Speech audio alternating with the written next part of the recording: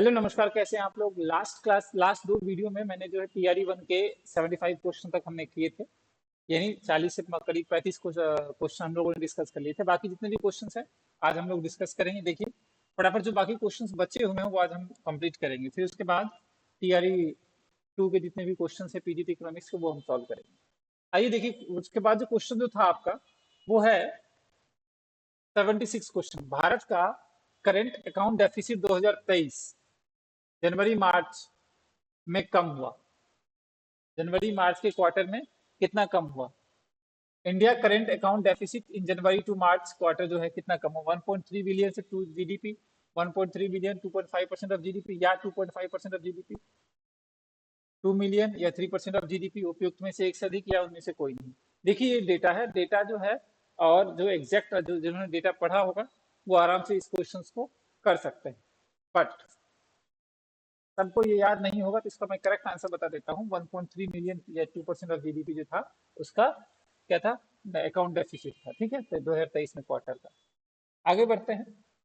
Next, Keynes के रोजगार सिद्धांत के लिए क्या सत्य नहीं है? सत्य नहीं है बोल रहा है, क्या सत्य नहीं है? देखिए, सरकारी हस्तक्षेप होता है। किन्स के सिद्धांत में सरकारी हस्तक्षेप होता है, अल्प अल्पकाल होते हैं, ठीक है ना। पूर्ण रोजगार नहीं होता, क्योंकि किन्स के हिसाब से पूर्ण रोजगार भी हो सकता है, अपूर्ण रोजगार भी हो सकता है। ठीक है, जब हम मुद्रास्फीति की बात करते हैं, मुद्रास्फीति और अस्फीति दोनों होती है। तो अस्फीति के केस में पूर्ण और अपूर्ण रोजगार दोनों हो सकते हैं। देखिए इस तरह से होता है। मान लीजिए यहाँ पे एएस और एडी बराबर हो, वो पूर्ण रोजगार है। ठीक है, यह है आपका पूर्ण रोजगार। लेकिन केन्स के हिसाब से अपूर्ण रोजगार भी हो सकता है। कब होगा अपूर्ण रोजगार? जब अभावी मांग होगी। जब क्या होगा? अभावी मांग होगी। अभावी मांग की स्थिति में अपूर्ण रोजगार भी हो सकता है। तो पूर्ण रोजगार कह रहा है ये सत्य है, ये गलत है, ये असत्य है। ये क्या है? ये है असत्य है। ये क्या है? असत्य है। ठीक है, तो केन्स के हिसाब से पूर्ण और अपूर्ण दोनों रोजगार हो सकता है। तो इसका करेक्ट आंसर क्या होगा? फुल एम्प्लॉयमेंट होगा। फुल एम्प्लॉयमेंट इसका क्या होगा? करेक्ट आंसर होगा। नेक्स्ट नेक्स्ट क्वेश्चन देखिए। स्पेशल असेसमेंट स्कीम के अंतर्गत केंद्र ने 16 राज्यों के लिए कुल केंद्र ने 16 राज्यों के लिए कुल 56,450 करोड़ रुपए, राज्यों के लिए कुल 56,450 करोड़ रुपए स्टेट को दिया है। देखिए करोड़ रुपए पूंजीगत निवेश हेतु स्वीकृति किया गया है, जिससे जिससे बिहार को कितना मिला, जिसमें से बिहार को कितना मिला। यानी special assessment sorry assistance scheme के अंतर्गत केंद्र ने 16 राज्यों के लिए कुल 56,450 करोड़ रुपए पूंजीगत निवेश हेतु स्वीकृति किया, जिसमें से बिहार को कितना मिला था। तो ये डेटा है, और ये जो मिला था आपका वो था 9640 करोड़। ध्यान रखिएगा, 9640 करोड़ ये डेटा है। ठीक है, आगे बढ़ते हैं। नेक्स्ट, भारत में गरीबी का सामाजिक कारण कौन सा है? भारत में गरीबी का सामाजिक कारण कौन सा है? क्या वो जाति प्रथा है, उत्तराधिकार नियम है, संयुक्त परिवार प्रणाली है, उपयुक्त में से एक अधिक, या इनमें से कोई नहीं? What is the social causes of poverty in India? Casteism, law of inheritance, joint family system. देखिए सोशल कॉजेज जो है ना, ये joint family system social causes नहीं है। ठीक है ना, उत्तराधिकारी सिस्टम सोशल कॉजेज नहीं है। तो कास्टिज्म जो है वो सोशल कॉजेज कॉजेज में आएगा, सामाजिक कारण में आएगा। ठीक है ना, उत्तराधिकार नियम से तो परिवार आपका इंडिविजुअल होता है। ठीक है ना, ये आपका क्या आ जाएगा करेक्ट आंसर? करेक्ट आंसर आपका ए आ जाएगा। ए आपका क्या आ जाएगा? करेक्ट आंसर आ जाएगा। नेक्स्ट आगे बढ़ते हैं। केंद्रीय सांख्यिकी संगठन का स्थापना वर्ष था। केंद्रीय सांख्यिकी संगठन का स्थापना वर्ष था, क्या था बताइए?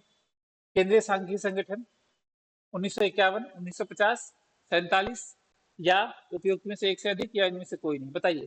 तो ध्यान दीजिएगा, एनएसएसओ आया था 1950 में, पीएसओ आया है आपका 51 में। तो केंद्रीय सांख्यिकी संगठन की स्थापना कब होगी? 2 मई 1951 को। ठीक है ना, 2 मई 1951। तो इसका 1951 क्या हो जाएगा? तो करेक्ट आंसर हो जाएगा। ठीक है, करेक्ट आंसर हो जाएगा। आगे बढ़ते हैं। तो थोड़ा छोटा कर देता हूँ, इंग्लिश में आपको शायद दिख नहीं रहा। आगे बढ़ते हैं। ठीक है ना, मुद्रा की बात करते हैं। मुद्रा का अर्थ होता है, ध्यान दीजिएगा, मुद्रा का अर्थ होता है micro unit development and refinancing agency. बिल्कुल सही। Micro units development and refinancing agency, unit development and refinancing agency. Macro लिखा हुआ है, मैक्रो नहीं होगा, मैक्रो थोड़ी ना है, वो माइक्रो है। तो ये एक करेक्ट आंसर है, मिडल नहीं, माइक्रो। आप मुझे बताएंगे कि मुद्रा स्टार्ट कब हुआ था, मुद्रा स्टार्ट कब हुआ था, फटाफट आप कमेंट करेंगे ताकि आपको ये याद हो जाएगा। मुद्रा स्टार्ट कब हुआ था, फटाफट बताइए, मुद्रा स्टार्ट कब हुआ था, मुद्रा स्टार्ट कब हुआ था, फटाफट कमेंट कीजिए, मुद्रा स्टार्ट कब हुआ था।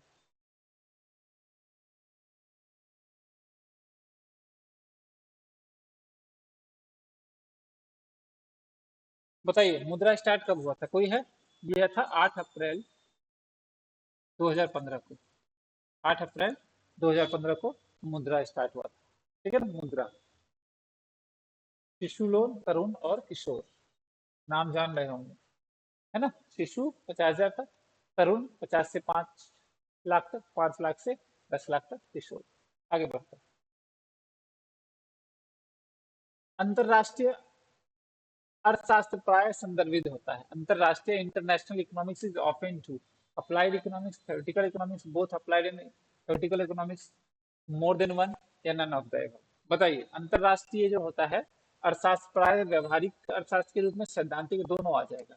इसका करेक्ट आंसर है व्यवहारिक, व्यवहारिक अर्थशास्त्र और सैद्धांतिक अर्थशास्त्र के रूप में। तो अंतरराष्ट्रीय अर्थशास्त्र जो होता है वो संदर्भित दोनों से होता है, ठीक है, व्यवहारिक और सैद्धांतिक अर्थशास्त्र, ठीक है ना। तो आगे बढ़ते हैं, नेक्स्ट क्वेश्चन है कि भारत में 2021-22 में प्रचलित कीमत पर प्रति व्यक्ति आय 2011-12 की सीरीज लेकर है। बताइए, प्रति व्यक्ति आय 2000, भारत में 2021-22 में प्रचलित कीमत पर प्रति व्यक्ति आय 2011-12 सीरीज को लेकर, यानी हमें आधार वर्ष इसको मानना है, 2011-12 को मानना है, इसको लेकर कितनी है ये बताना है आपको, कितनी है ये बताइए। देखिए, 2021-22 में जो प्रति व्यक्ति आई थी वो कितनी थी, 1,50,326 रुपए, ठीक है ना, ये ध्यान रखना है। आपको क्या करना है, इस डेटा को 2023-24, ठीक है ना, में ध्यान देना है, 23-24 और 24-25 देख लीजिए, ठीक है, 23-24 और 24-25 का ध्यान है। Per capita income in India 2021-22 तो क्या आ जाएगा, 1,50,326। आगे बढ़ते हैं, नेक्स्ट है कालानु कालानुक्रमित वर्गीकरण में समंकों का वर्गीकरण आधारित होता है। In the chronological classification the data is classified on the basis of, मैंने बताया था क्रोनोलॉजिकल में किससे होता है, कालानुक्रमित में किससे हो जाएगा, समय के हिसाब से होगा, किससे होगा, समय के हिसाब से। तो इसका करेक्ट आंसर क्या होगा, काल पर। इसका करेक्ट आंसर क्या होगा, इसका करेक्ट टाइम से होगा, ठीक है ना। क्रोनोलॉजिकल का मतलब ये होता है कि किसी भी आंकड़े को हम समय के हिसाब से बांटते हैं। क्षेत्रीय होता है, ज्योग्राफिकल, आप एरिया का वाइज हिसाब से बांट सकते हैं। गुणात्मक होता है, मात्रात्मक होता है। तो 4 तरह से आंकड़ों को हम विभाजित कर सकते हैं। कौन कौन सा, समयानुसार, क्रोनोलॉजिकल, ज्योग्राफिकल, क्वालिटेटिव और क्वांटिटेटिव। कालानुक्रमित हो गया, ज्योग्राफिकल क्षेत्रीय हो जाएगा, और गुणात्मक और मात्रात्मक आ जाएगा, ठीक है। इसका करेक्ट आंसर क्या आ जाएगा, टाइम आ जाएगा। नेक्स्ट क्वेश्चन कहता है, एक अनुसंधान के लिए मौलिक रूप से संकलित समंक क्या कहलाते हैं, मौलिक रूप से संकलित समंक क्या कहलाते हैं, ध्यान दीजिएगा। Data originally collected from the investigator, जब भी डेटा इन्वेस्टिगेटर कलेक्ट करता है, यानी अनुसंधान डाटा कलेक्ट करता है, अनुसंधान के लिए मौलिक रूप से संकलित आंकड़े जो होते हैं वो प्राथमिक आंकड़े होते हैं। वो क्या होते हैं, प्राथमिक आंकड़े होते हैं। देखिए, प्राथमिक आंकड़े और द्वितीयक आंकड़े में मैं थोड़ा सा आपको अंतर बता देता हूँ। प्राथमिक आंकड़े वो आंकड़े होते हैं जो अनुसंधानकर्ता स्वयं एकत्रित करेगा, और जब स्वयं एकत्रित करता है तो उसमें मौलिकता ज्यादा होती है, शुद्धता ज्यादा होती है, ठीक है। हाँ, लेकिन इसकी डिमेरिट भी है, टाइम ज्यादा लगेगा, खर्चा ज्यादा लगेगा। और एक होता है सेकेंडरी डेटा, जो हम किसी दूसरे से डाटा कलेक्ट करते हैं, जो ऑलरेडी कलेक्टेड होता है, हमने उससे ले लिया, तो ये क्या होगा, टाइम कम लगेगा, खर्चा कम लगेगा, लेकिन इसके डिमेरिट्स क्या होंगे, शुद्धता और मौलिकता का अभाव होगा। किस आंकड़े में, द्वितीय आंकड़ों में, ठीक है। तो यहाँ पे कह रहे हैं मौलिक रूप से जो एकत्रित किए जाते हैं वो क्या है, प्राथमिक आंकड़े।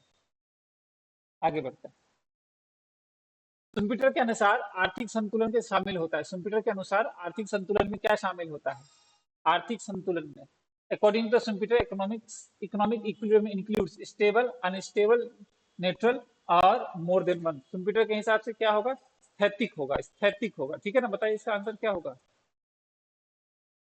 कंप्यूटर के हिसाब से आर्थिक संतुलन शामिल होते हैं। बताइए क्या होगा? नेचुरल, अनस्टेबल, तीनों आ जाएगा उपयुक्त में से। स्टेबल, इक्विलिब्रियम, अनस्टेबल भी होता है, नहीं तो तीनों आ जाएगा। तो बताइए इसमें क्या होगा? इसका आंसर होगा डी। ठीक है ना, मोर देन वन। ठीक है, नेक्स्ट। उपभोक्ता संतुलन विश्लेषण में मुख्य रूप से शामिल है। क्या शामिल है मुख्य रूप से? गणनावाचक, उपयोगिता विश्लेषण, क्रमवाचक, प्रकट अनादिमान, उपयुक्त में से एक से अधिक। Consumer equilibrium analysis mainly includes cardinal, ordinal, relevant, preference theory, या मोर देन वन, या नन ऑफ दीज। फटाफट बताइए इसका आंसर क्या होगा? फटाफट इसका आंसर बताइए, आप कमेंट कीजिए।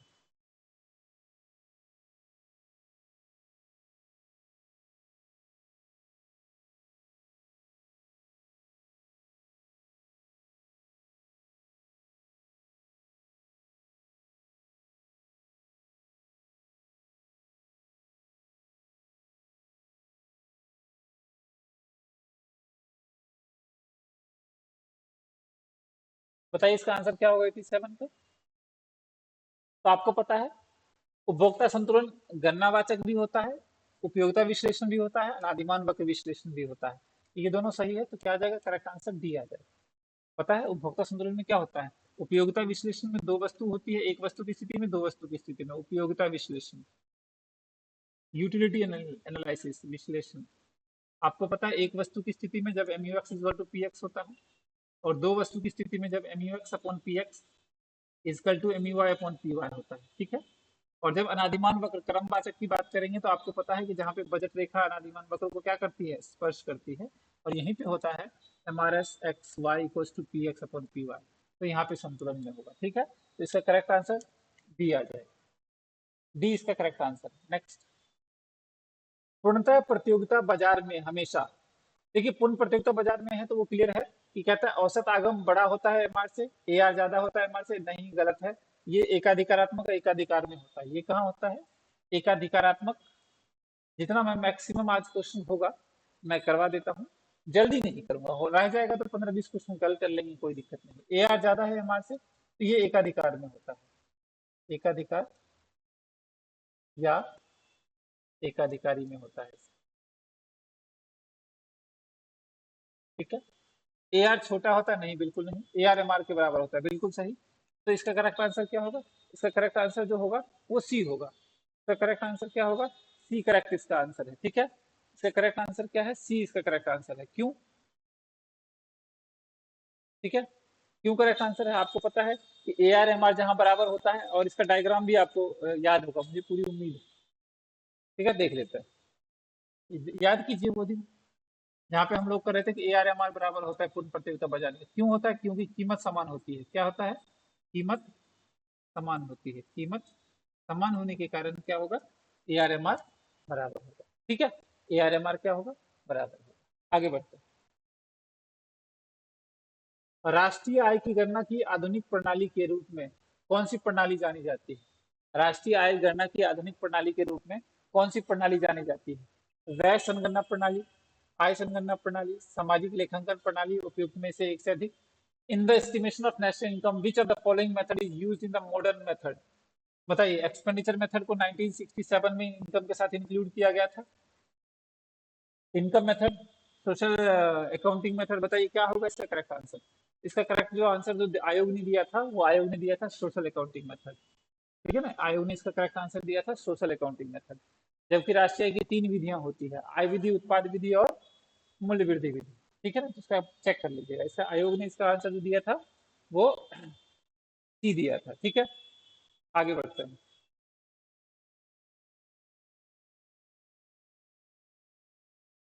क्वेश्चन है, सांख्यिकी अनुमानों एवं संभावनाओं का विज्ञान है। अनुमानों एवं संभावनाओं का विज्ञान है। कहता है statistics is science of estimation and probability. ये डेफिनेशन किसने दिया था? ये डेफिनेशन किसने दिया था? तो ध्यान दीजिएगा, ये डेफिनेशन तो बॉडिंगटन के द्वारा दिया गया था, बॉडिंगटन के द्वारा दिया गया था।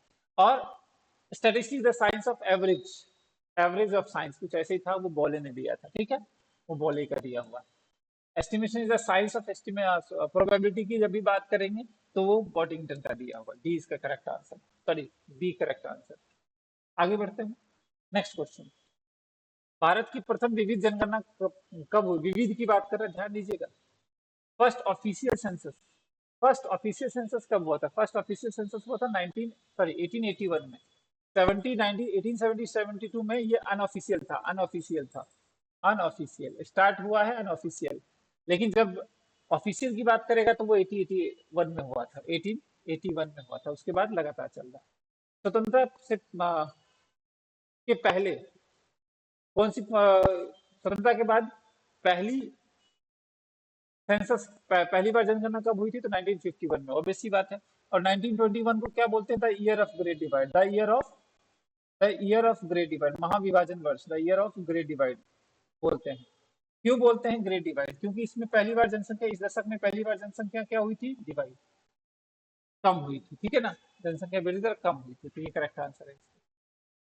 आगे बढ़ते हैं, संबंधित तथ्यों को वर्गों में क्रम कीजिए, ठीक है। संबंधित तथ्यों को वर्गों में क्रम करते हैं, arranging the relative facts into the classes. Classes में जब हम अरेंज करते हैं तो उसे क्लासिफिकेशन बोलते हैं, उसे क्या बोलेंगे? क्लासिफिकेशन। देखिए क्लासिफिकेशन होता क्या है? क्लासिफिकेशन का मतलब होता है किसी भी आंकड़ों को या समंग को, डाटा, किसी भी डेटा को या आंकड़ों को हम अगर उसके सिमिलैरिटी या डिसिमिलैरिटी के हिसाब से हम अरेंज करते हैं, यानी किसी आंकड़ों को उसकी समानता या असमानता के आधार पर हम जब वर्गीकृत करेंगे तो वो हमारा क्लासिफिकेशन होगा। Arranging the related facts into classes, उसकी अपनी क्लासेस में डालना, यानी उसके अपने ग्रुप में डालना या अपनी समानता के हिसाब से डालना, वो हमारा क्या हो जाएगा? वर्गीकरण हो जाएगा, वर्गीकरण हो जाएगा। किसी आंकड़ों को या सारणी को अगर हम ग्राफ में रिप्रेजेंट करते हैं तो वो हो जाएगा ग्राफ।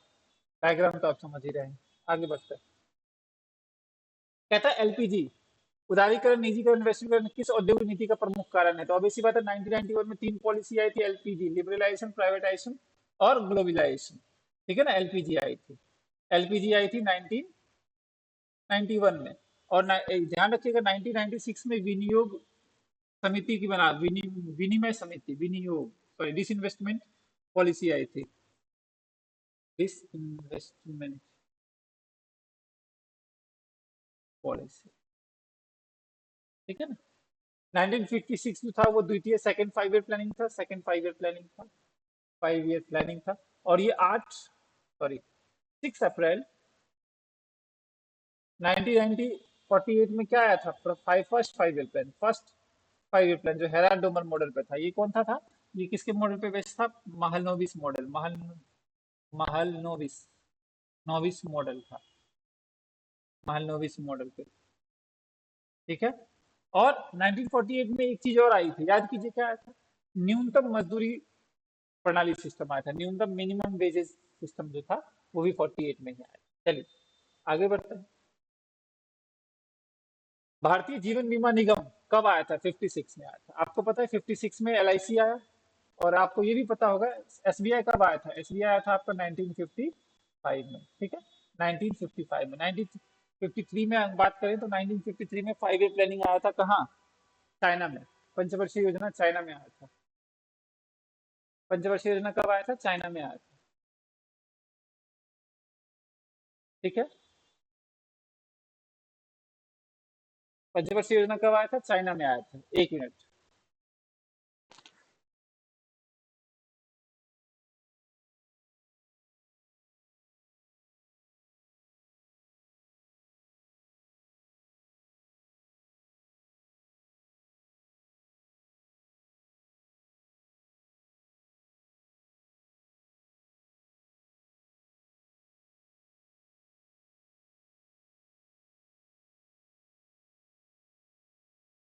ठीक है, आगे बढ़ते हैं।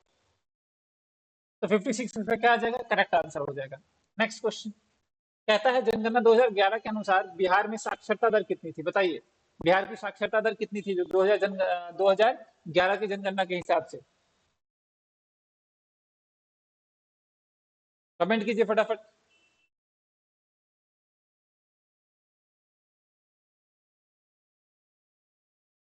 ठीक है, पूरे भारत की तो 65.71 थी, पर बताइए, तो इसमें जो जो आंसर दिया होगा उसमें क्या आएगा इसका? नन ऑफ दीज, इसमें चेक कर लीजिएगा आप। 2011 के अनुसार जनसंख्या कितनी थी वो आपको चेक करना है, ठीक है। लेकिन ये नहीं है, 65 जो था, 65 पॉइंट, तो वो हमारे पूरे पूरे इंडिया की थी। राष्ट्रीय आय में आंकड़े के संकलन किए जाते हैं, राष्ट्रीय आय में आंकड़े संकलित किए जाते हैं नीति आयोग द्वारा, सांख्यिकी संगठन द्वारा, भारतीय रिजर्व बैंक द्वारा बिल्कुल नहीं। राष्ट्रीय आय के जो आंकड़े जो होते हैं कौन संगठित कर, नीति आयोग।